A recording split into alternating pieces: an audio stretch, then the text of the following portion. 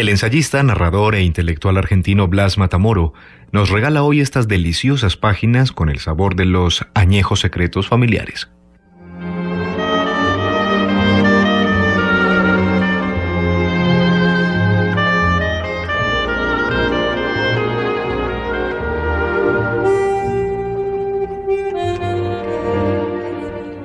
Todo empezó cuando la abuelita Nuncia se quedó casi inválida a causa de trastornos circulatorios propios de su edad. Mediodía era atendida por una asistenta que dormía en su casa y el otro medio por los parientes más o menos desocupados que nos turnábamos con cierto orden. La abuela estaba bien de la cabeza y su memoria, aunque indiferente a la actualidad, se conservaba dicharachera y fotográfica en cuanto al pasado. Seguía gustando de la lectura, si bien ahora reducida a viejas revistas que le servían de guía para el recuerdo. A mí me hacía leer en voz alta los poemas de Carducci cuando estaba en vena patriótica, o de Pascoli y Ada Negri, si le daba por la sentimental. D'Annunzio sufría una completa prohibición por indecente. A medida que yo avanzaba en la lectura, ella aseguraba su memoria y solía interrumpirme para terminar la recitación sola. Una tarde se puso confidente y me dijo: «No sé cuánto más voy a durar. A veces me da por pensar que cada tarde es la última». «No exageres, abuela. Todavía tenés cuerda para rato». «Por las dudas quiero hacerte una confidencia. Es mejor que sepas todo antes de que aparezcan mis papeles a la hora de llevarme a la tumba. Tráeme una caja de fotos que está en el fondo del ropero». Obedecí. Era una vieja sombrerera cilíndrica llena de fotos en blanco y negro, algunas pegadas sobre cartones y con guardas decorativas de otros tiempos. La abuela seleccionó unas cuantas en que aparecía de niña y de jovencita en el colegio de monjas francesas, donde se había criado, bajo la mirada infatigable de doña Brígida, que así llamaban en Basterrechía a Mademoiselle Brigitte de Morfontaine. «Esas fotos ya las conozco, abuela». «Sí, pero siempre te hemos dicho mentiras sobre su origen. Estas fotos no son de un colegio de monjas francesas, son de un orfanato. Yo soy hija de nadie. Fui abandonada en el umbral del establecimiento que había fundado doña Brígida en memoria del finado Fermín Basterreche. Doña Brígida decidió que yo era de la familia italiana y me hizo bautizar Nuncia Trovati. Trovato en italiano quiere decir encontrado. Bueno, ya te he contado bastante. Lo demás, si te interesa, te lo dirá mi amiga Clara Valcorta, en Basterrechía». Debo confesar que en el momento dudé en creer lo que oía. Tal vez la abuela estaba divagando y me quería persuadir de aquella anécdota propia de cualquier folletín. Niña abandonada intenta hallar a sus padres a través de las vicisitudes de la vida y tras muchos sacrificios que ponen a prueba su virtud los encuentra. No es la primera perplejidad que ciertos hechos folletinescos vinculados a mi curiosidad y la propuesta de mi abuela suscitaron a lo largo del tiempo. Lamentablemente, no soy novelista de profesión, no sé urdir novelas. Repasando la escena, lo único que se me ocurre pensar es que mi abuela, de alguna manera, me mandaba investigar, documentar y ordenar en lo posible lo que pudiera decirse de su propia historia.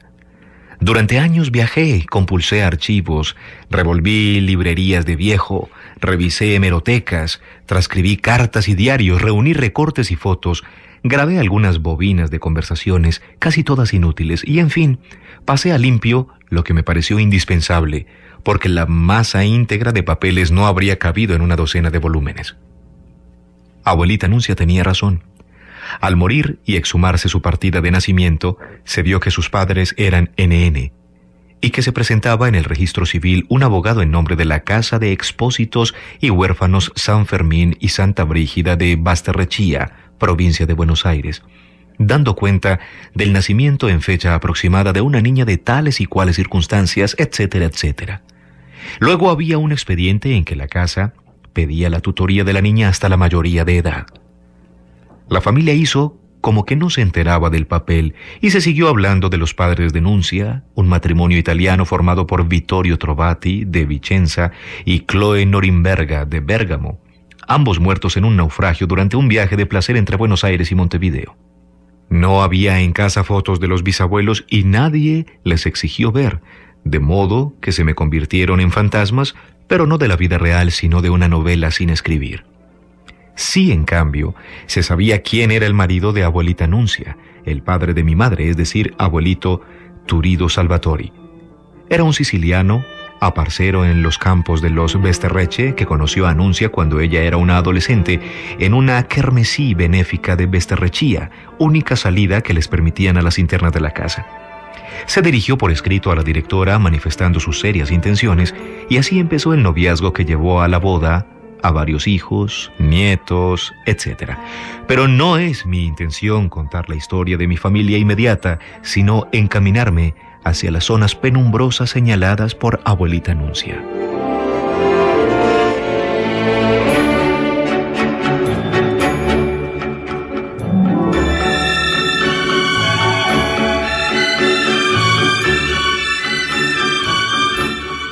En la partida de casamiento de Nuncia y Turidu se dice que él es natural de Fontenova, Sicilia. Se trata sin duda de un error del dictado o del escribiente porque en Sicilia no existe Fontenova y sí, en cambio, Fontevecchia, donde debió estar el acta natal del abuelito Turidu. Digo que debió estar porque el archivo municipal, cuando quise consultarlo, no existía, ya que había sido destruido durante el desembarco de los aliados en la Segunda Guerra Mundial. La carrera posterior de abuelito Turidu es bien conocida. Puso una casa de ramos generales y luego se especializó en la distribución de semillas y abonos químicos por toda la provincia. Prosperó, como tantos inmigrantes italianos en la Argentina, y de sus descendientes cabe recordar a mi tío, el doctor Remigio Salvatori Trovati, eminente oftalmólogo y fundador de la clínica que lleva su nombre hasta la actualidad. En cuanto tuve tiempo, me puse en contacto con Clara Valcorta, por medio de una carta de presentación de mi abuela que la conocía de toda la vida. Convinimos una entrevista y me fui hasta Besterrechía, donde pasé una primera temporada, una semana escasa. Basterrechía es una ciudad bonaerense, de medio tamaño, hecha como un calco, igual a las demás ciudades de la llanura. La fundó Simón Basterreche, en forma de colonia agraria, y se fue convirtiendo en población urbana en torno a una plaza con una estatua del general San Martín, una iglesia neogótica, una municipalidad neoclásica y una escuela neoborbónica. Calles regulares, un parque con su paseo, un cuartel de bomberos, casas con jardines y fondos, un par de hoteles y un polvoriento suburbio de talleres mecánicos, depósitos de forrajes y estaciones de servicio rodean la vieja estación de trenes, desinfectada y convertida en shopping, y a la quinta de los Basterreche, hoy Museo Municipal, donde vivía Clara Valcorta en carácter de encargada. Al fondo, el incesante horizonte chato y las filas de eucaliptos de tronco plateado cuyo follaje, exigido por el viento, hace un ruido de hoguera recién encendida. El museo es una casa bastante espaciosa, en cuya sala se conservan muebles del siglo XIX, cuadros piadosos y familiares, algunos vestidos antiguos en cajas de cristal, un piano, un arpa, una galería de fotos sobre la historia del pueblo y un cobertizo con instrumentos de labranza y armas usadas en la lucha contra los indios en la llamada Conquista del Desierto. Desde luego, abundan las imágenes del fundador, Simón Basterreche, en distintas épocas de su vida. La más antigua lo muestra de muchacho, moreno, con romántica melena, bigotes y barbas oscuros y enmarañados, sonriente y ceñudo, con algo de insolencia desafiante. Aparece con otros jóvenes amigos en el París de los años 1840. Es un óleo de regulares proporciones pintado en Ginebra por Franco Barsanti Gelfi, quien se ha presentado a sí mismo en el extremo izquierdo fumando una pipa Balzac y tomando apuntes con un lápiz sobre un manojo de papeles. El cuadro se llama Le Bal Mabille, y en él aparecen unos personajes que se impusieron a lo largo de mis investigaciones. En su momento los iré presentando. Clara era una viejecita contemporánea de mi abuela, pero mucho mejor conservada.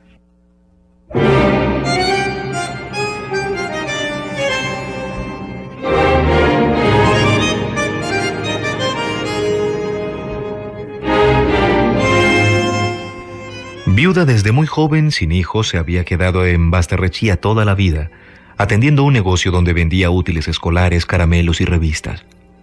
Al fundarse el museo, se le dio el empleo citado para ayudarla en su austera viudez y también porque como antigua pupila en la casa estaba ligada a la historia de aquellos objetos.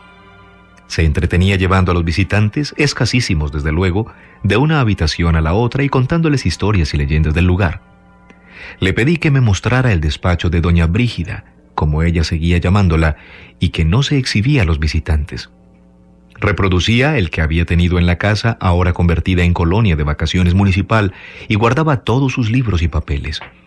Como nadie en Basterrechía parecía interesarse por aquellos documentos, estaban sin clasificar y entreverados con los libros y revistas de historia medieval, esos sí fichados limpiamente por Mademoiselle Morfontaine. Desde luego, los especialistas en el medioevo francés tampoco abundaban por allí. Sentí que una montaña de noticias desordenadas e imprescindibles me esperaban en aquellos armarios. El objeto más notable del despacho, escueto, de muebles oscuros e inexpresivos, era el retrato de bodas de Brigitte de Morfontaine, con Fermín Basterreche, el único hijo varón del fundador. Estaba pintado al óleo por un tal X Dalmau.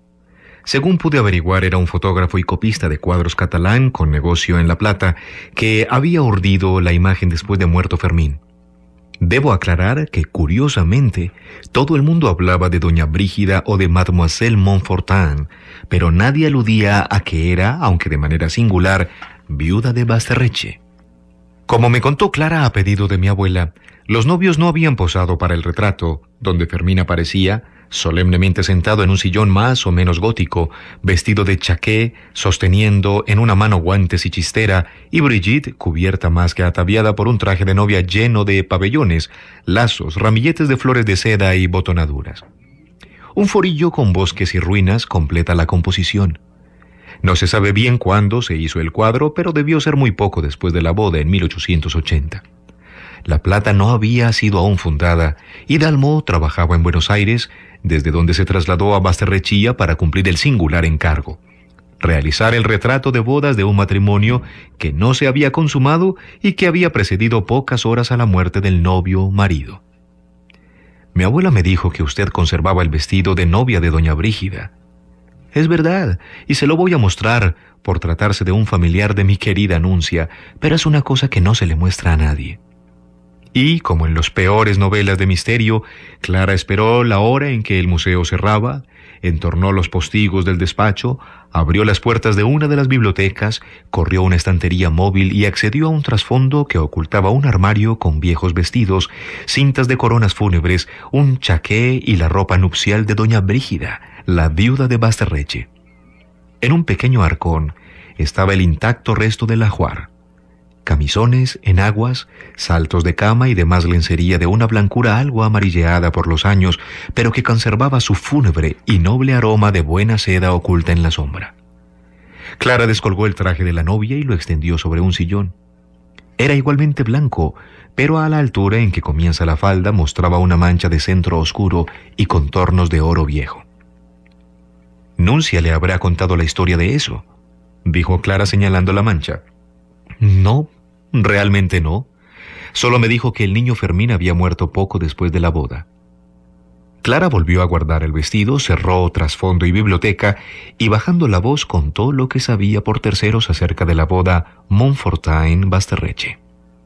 Brigitte acababa de llegar de Francia, decidida a instalarse en la Argentina y a casarse con Fermín, que agonizaba de tisis consuntiva. Hubo que llamar al sacerdote para que celebrara el matrimonio en el dormitorio del niño Fermín, ya que éste no podía levantarse de la cama. Envuelto en mantas que ocultaban una camisa de enfermo, casi un sudario, Fermín se incorporó sobre varias almohadas y pronunció el «sí quiero» con un resto de voz ante la emocionada novia vestida de novia. Esta se inclinó a besarlo y le provocó un vómito de sangre que fue a dar sobre el vestido. Tal es el origen de la mancha, que apenas pudieron disimular todos los parientes de la familia Basterreche Molina en pleno, malamente acomodados en sus galas festivas y en la estrechez de la alcoba. Fermín sufrió un desmayo, y el cura consideró prudente aprovechar la visita y administrarle la extrema unción, tras lo cual los invitados aceptaron un poco de pastel de boda y una copa de vino dulce que ofreció la novia. Mientras la sangre de su marido se secaba sobre el traje nupcial, Brigitte velaba las últimas horas de Fermín. Lo demás es previsible. A la vuelta del tiempo, la mancha en el vestido, que evidentemente doña Brígida se había negado a limpiar, adquiría una truculencia como de sábana pregonera, de sangre virginal derramada en la noche de bodas, en prueba de que todo había ocurrido y de manera convenida.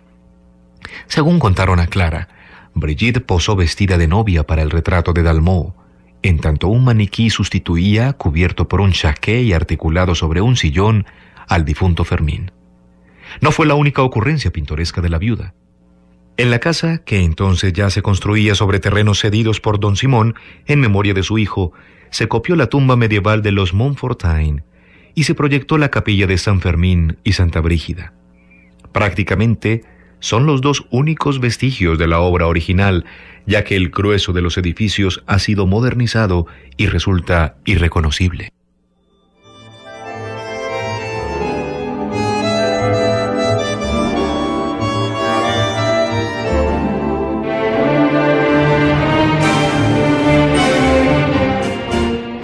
Visité la casa, desde luego. La instalación es impersonal y no hace al cuento. La tumba de Brígida y Fermín sí vale la pena, a pesar de su estado de conservación más bien lamentable. Al fondo de un jardín tendido de césped es un dosel gótico copiado aproximadamente por uno de esos albañiles constructores de bóvedas familiares en los cementerios de provincia.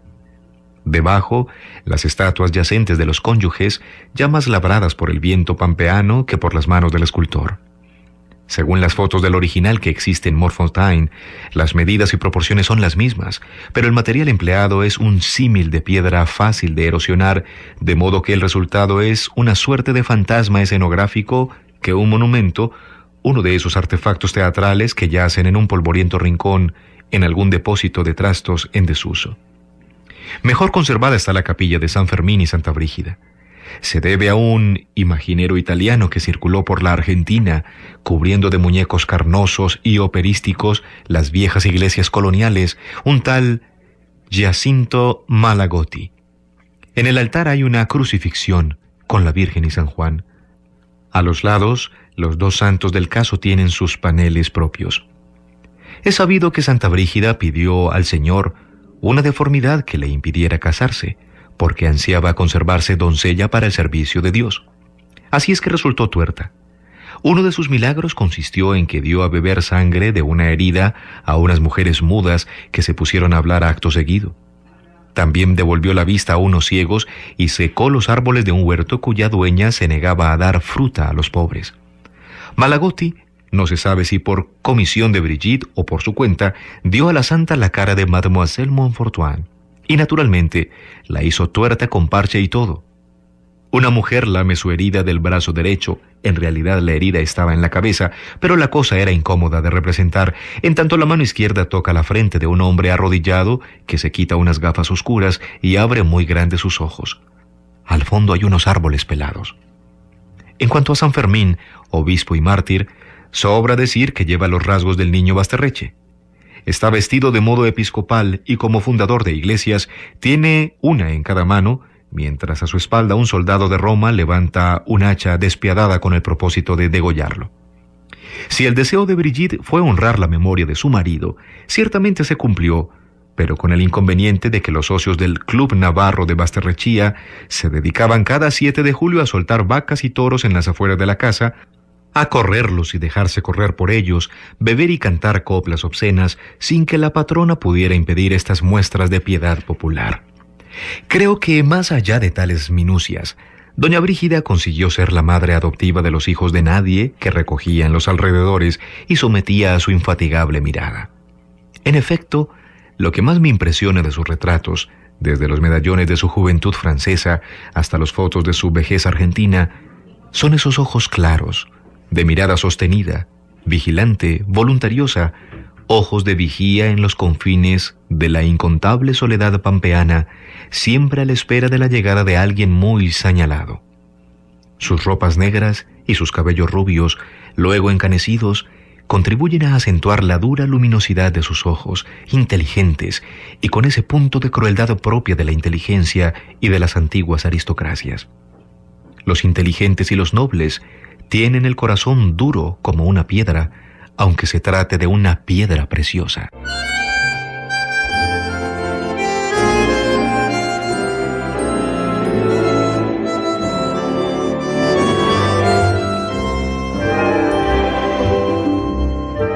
En cuanto a Simón Basterrecci, la única persona que llegó a verlo vivo y que pude conocer es Clara Valcorta. De niña, creía recordar, lo atisbaba desde el jardín sentado y quieto tras los cristales de la baranda en invierno, en una terraza y a la intemperie en verano. Esto debió ser a primeros del siglo, cuando el buen señor pasaba los 80 años. Su nuera lo recogió en la casa tras el ataque de apoplejía que lo había dejado paralítico y prácticamente mudo, en un estado de estupefacción serena y resignada. Miraba el horizonte pelado y dejaba que la luz encendiera un poco el brillo de sus ojos impávidos. Se dice que muy de cuando en cuando pronunciaba 2 palabras, siempre las mismas. Coel, Coel. Se trata de una isla en el río Colorado, pero nadie entendía bien ni mal por qué eran las únicas que su memoria había conservado.